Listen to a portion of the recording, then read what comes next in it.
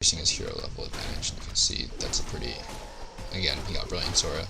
Significant advantage when you have as many healing waves and chain lightnings as you want because of Brilliant Sora. Always nice. Tome of Experience, always nice. The level 3 wolves and level 5 Farseer are very, very useful versus human. Just pick off peasants like nothing. Just kills them in 2 hits basically. And the wolves are invisible, so it's almost like having a Blade Master again. Very useful. So anyways, looking at Rebuke's base, 3 burrows going up, so sweet.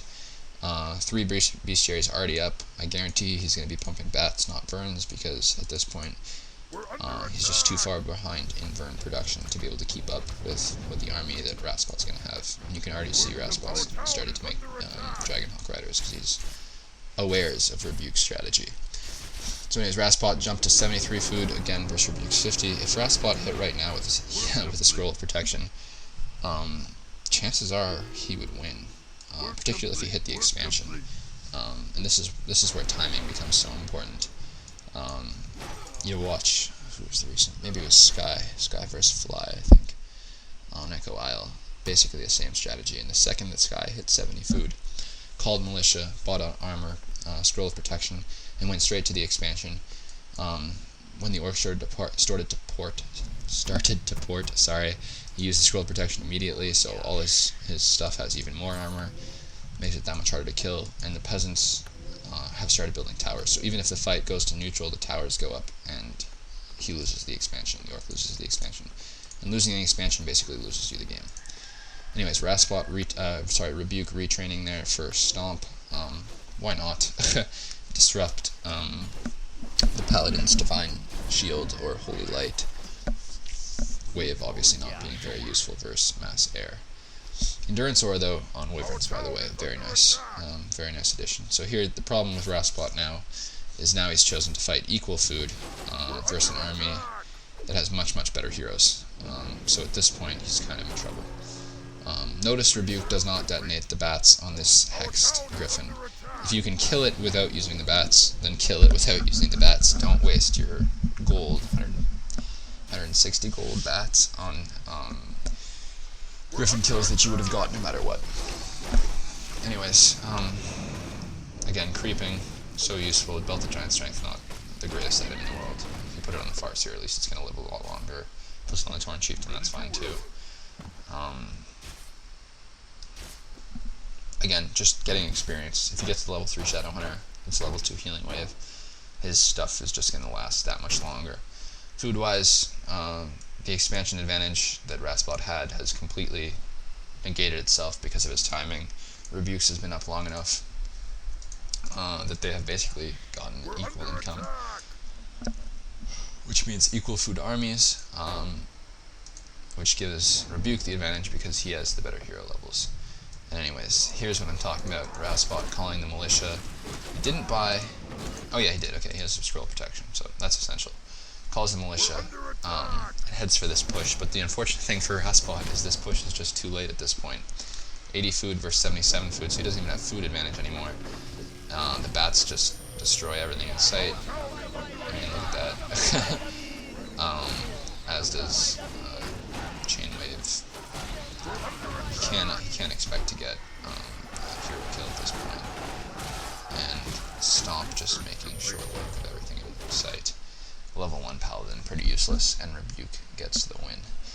So well played there by Rebuke. Interesting strategy. I definitely prefer Blade Master versus Human, personally, especially on a map like Secret Valley, where so many items are so beneficial to the Blade Master. But regardless, well played on his part. And an interesting alternative. So if you like Farseer, that's a pretty good strategy in itself, to show you how to beat it. So get Game 3 uploaded, 1 minute mark, 1x speed, Fog of War off. Game 3 features one of my favorite orc players, Mr. Golden Sun, aka KOD Minimum. Previously Minimum T2, which is how I know him. I used to be in Clan Gold, Clan T2, before it became the Hacker Clan Gold that it is today. Minimum's great orc player. He's WC3L orc. I don't know if anyone followed the KOD qualifiers for WC3L. Finally, they made WC3L, so congratulations to them. They deserved it, and he actually played. He was very instrumental in having them qualify. I forgot who the human was in Clan M that he beat, but suffice to say, he played very, very well in those games. So this is an excellent, excellent orc player. And once again, it's Choo Choo Bus, a very strong human player who's his opponent. The map's Knollwood. So again, game pause, 1 minute mark, 1x speed. I'm just going to talk a bit about the map. Knollwood is a great map for Mountain King. It's not a good map for human. It's great for Mountain King because you can circlet abuse the same way that the orc can circlet abuse. The expansions aren't too much easier to clear. In fact, they're pretty difficult to clear relative to Echo Isles and Secret Valley. So definitely an orc map in that respect. But this is still a very strong strategy for human on this map. Wise on his part to do it. And again, for all the same reasons, the Mountain King just doesn't die as easily and can take advantage of circlet abuse. On Golden Sun's part, Minimum's part, excellent Blade Master map, obviously. You can item abuse just as well. You can keep control of the fountain, which, by the way, you should always check early on as a mana fountain, which means you're going to need a Voodoo Lounge early on if you want to creep very aggressively. But because you can windwalk, you can wake up the creeps at the center fountain and pretty much keep control of that, since the human player does not have hide or windwalk the way an elf has hide. Again, just scouting, because this is a harder map to expand on. If you can be at the expansion when they're creeping it, that's much more to your advantage on this map than it is on Echo Isle or Secret Valley. And also, keep in mind, the item dropping camp at all the main gold mines, with the exception of the center 3 mines, which have poison damage and are therefore not as fun for the human player to creep with its low HP units. The rock golem can't be bolted, so if you're at the camp windwalked, when he's creeping it, it's a lot easier to steal the rock golem kill than it is to steal any other kills on like Secret Valley and Echo Isle, because they'll bolt the item dropping or the biggest creep there and take the experience and the item, whereas you can do that on this map. Anyways, that's enough talking. 1 minute mark, 1x speed, Golden Sun's point of view. Let's get this unpaused in 3, 2, 1, unpause. So pretty standard opening from Golden Sun's point. Again, his base build is not the one that you would see me using in the other maps, or that you saw Rebuke using. On Knollwood, you really don't have to fear the tower rush, particularly not at tier 1, because there's a very good chance that you're going to be on cross spawn and it's just ineffective to tower rush. Hence his more lackadaisical, I guess, build. But you'll still notice the second burrow protects the racks. So still not a huge concern. They have spawned close to each other. I actually think this is to the human's advantage, especially if he's just because tower rushing is easier.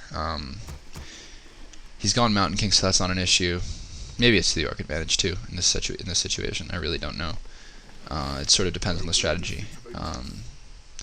But regardless, Golden Sun, first thing he does, notice, by the way, yeah, early Voodoo Lounge, like I said, if it was Health Fountain, he probably wouldn't have done that, and then would therefore have the faster tier 2.